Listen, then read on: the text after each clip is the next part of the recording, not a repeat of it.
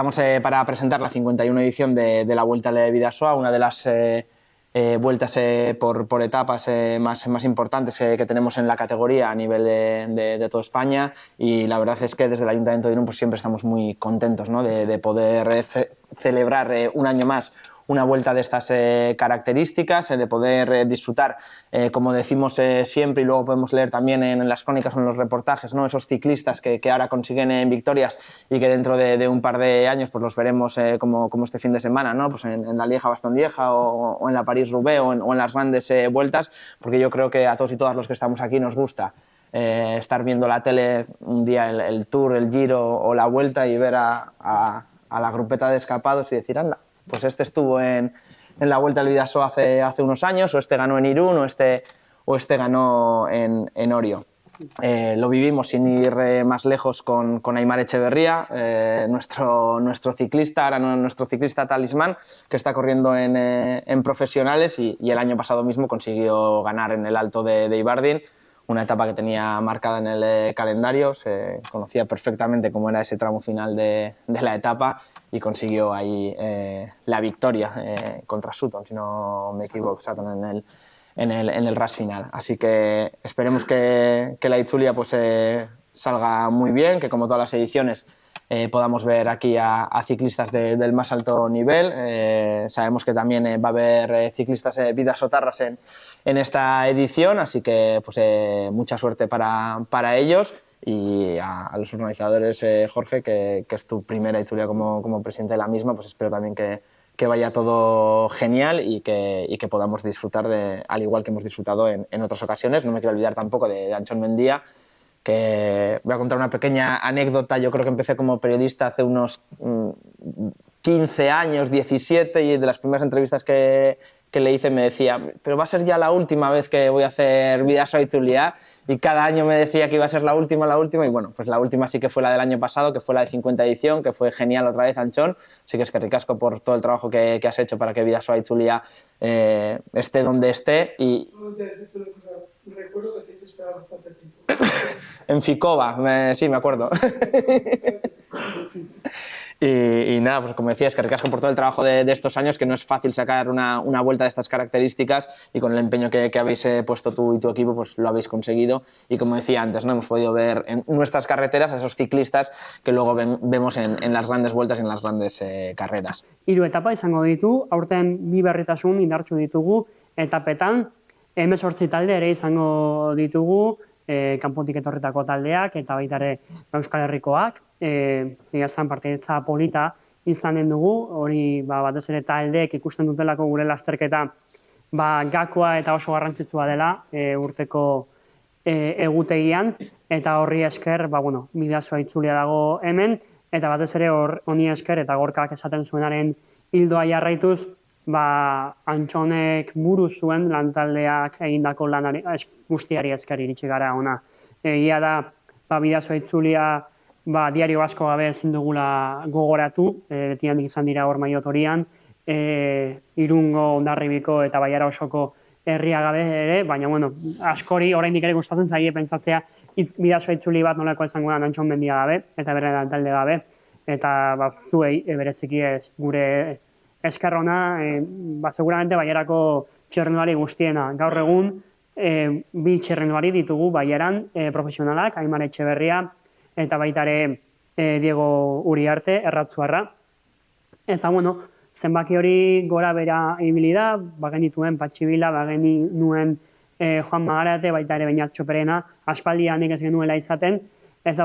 Bidasoa Itzulia bada ikur bat, eta baita ere trampolin bat profesionaletara iristeko gure txerrendulariena, eta azkenean Bastandarrak elkartak eta Irungo txerrendulari elkarteak urte osoan zehar egiten duten lan hori erantzun bat ematen dio lasterketa hau goraino iristeko. Labur pixkata saltzearen, aurten 3 etapa izango ditugu, esan bezala, lehenengoa Hondarribian izango da, Hondarribiko erdigunetik pixkata aparte, baina si akaso tokirik politenetakoan, herri horretan, Guadalupe eta Jaizkibel inguru horietan, errojupeko bat egingo dugu, 4 kilometrotakoa, ezberdina izango da, aspaldi ez genuela horrelako errojupeko bat egiten, ia 20 urte, Guadalupe izan ditugu, San Martin izan ditugu, Eta bueno, horrela tokatzen da, albiste polita da, soze berritzaile izatea, eta espero dugu lasterketa behar bezala joatea, eta diferentziak sortatuko badira ere, aber nolakoak diran urrengo etapetan. Bigarren etapa, irurita eta bera elkartuko ditu, Nafarroan izango da, etapa osoa, 140 kilometrorekin, iaia inoiz egin dugun etaparik luzeena, baina ez dago horren izango bat ere esprintean bukatuko lukelako, etapa hori ondo bidean, 140 kilometro, gure ikurra bilakatu nahi dugun hori Amaiur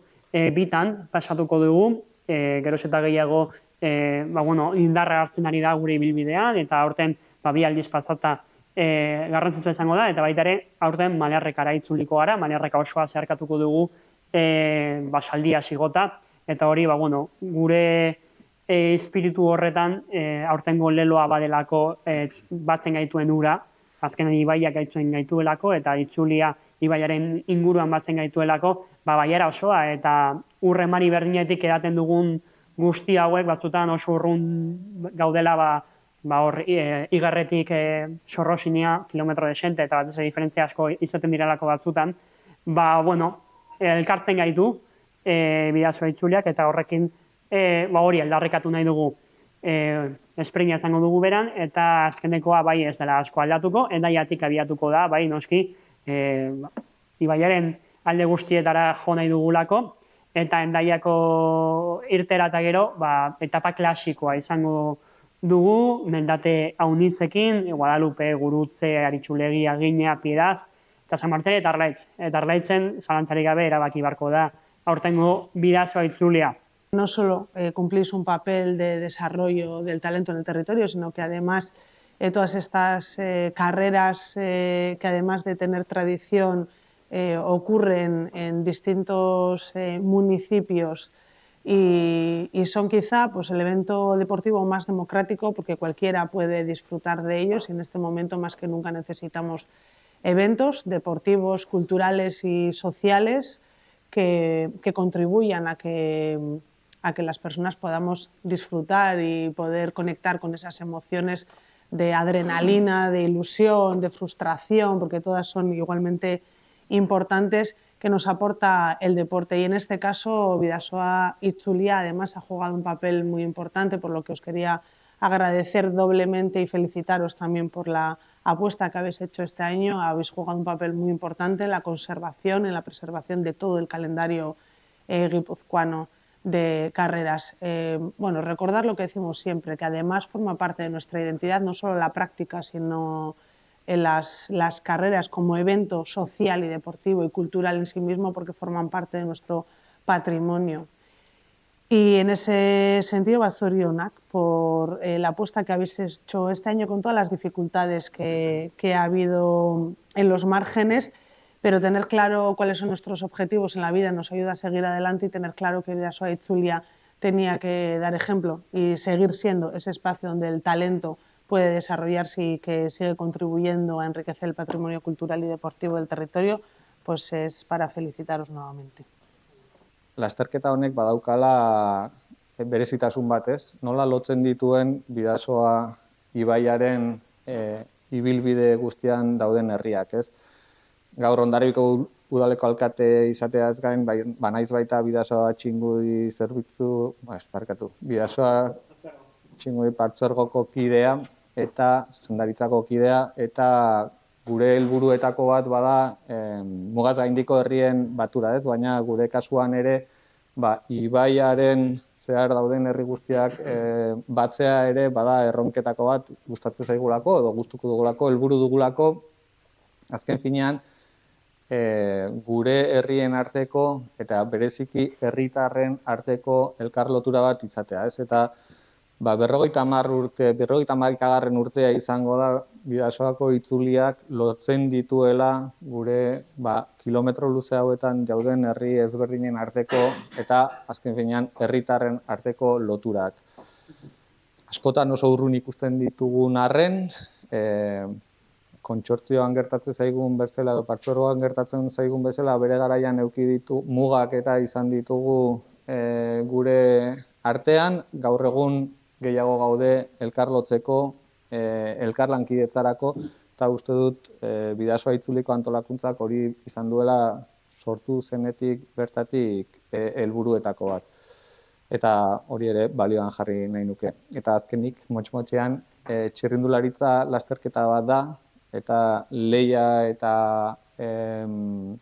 etorkizuneko profesionalak izateaz gain baita ere balio gaitu herritarroi gizarte eredu bat izateko, ez? Eta gizarte eredu osasungarri batean sakontzeko, eta hori ere goraipatu nahiko nuke eta eskertu nahiko nuke, eskertzeaz aparte lankidetza publiko-pribatuan parte hartzen dituzten entitate guztiak. Bai, lehen aipatu zu, ez? Igerretik Sorroxineraino, hor dugu ibai bat, horrek lotzen gaitu, eta azkenean baiara bat gara, goi be Bidasoa edo deitzen digun bezala, eta gero mugaz gaindiko fera hori, ez? Endaia eta bar gu ere saiatzen gara elkarlan hori egiten edo pixkat mugak gainditzen. Eta ez naiz errepikatuko, niri personalki tokatu zait Bidasoa itzulia kudeatzea edo, eta ematen duia beran hau asentatu dela, ez? Oso erraz egiten zaigu aurten ere gure atea jo duzu eta gu prest laguntzeko gu eta gero inguruko enpresak ere bai, ez? Publiko, pribatu kutsu hori, aipatu duna Hondarribiko alkateak, aurten Ibardinen ezin izango da bukatu, baina lagunduko du Ibardinek eta inguruko enpresek eta bar. Eta hoxe gu gustura gaude, gero aipatu beran afizio handia dagoela txirrindularitzaren inguruan, eta bai Bidasoko itzulia eta bai ziklokrosakin egiten ari garen lana, horren adibide da, eta ziklokrosa ere oinarritzen ari den disiplina bada, eta hoxe eskerrik asko, eta guk dena ongi atetzen den, beratarren batek parte hartuko du, handagoan erdizkutatua. Iaz, Aimar bezala, guk Aimar, beratar bezala ere sentitzen dugu, eta dena ongi joaten den, eta hoxe. Eskerrak eman, nire iskidek bezala, eta gutxi gehiago, guk iazkoan ez ginen parte hartu izan, gure baliabidek ere ez digute aukera ematen, baliabide ekonomikoek ez digute aukera ematen urtero parte hartu izatera. Aurten berriz ere bueltatu gara, ilusio haunitzez gainera, eta eskerrak eman ere antolakuntzari jarri duen errestasunagatik, baztaren nahiko ohikoa da, Lizondo inguru hortan etapak hasi, etapak bukatu, eta guretako garrantzitsua da, baztan 15 herri dire, eta ikusgarritasuna denei ematera, eta aurten hori izan da, berrikuntzetako bat, Iruritan atrako da etapa, nik uste inoiz ez dela hori gertatu. Orduen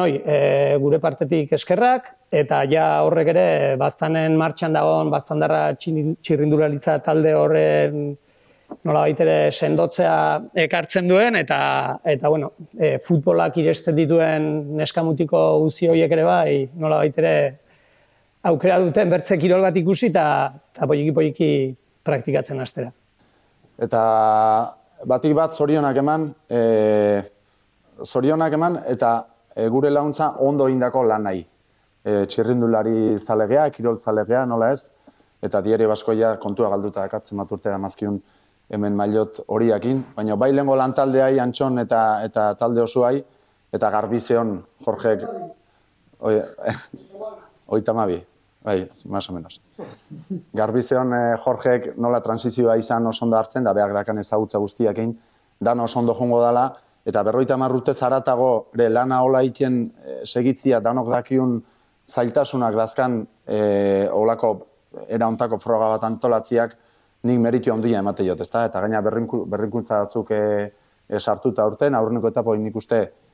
nik ilusioa dakat, hor nik uste emango dula zer esana, eta gero beste biak berdin. Hementxe batuta gauden bezala, lasterketa honek, itzuli honek batzen duen bai komarka guztia, jende osua lantaldean, trafiko aldetikan, eta da gozada bat bai kiroltzalegeanak eta txirrindularizale, eta esan da bezala, ondo indako lana, nik saritu eta gora ipatu, eta guk aldein honen behintzat horrengo gea babesten,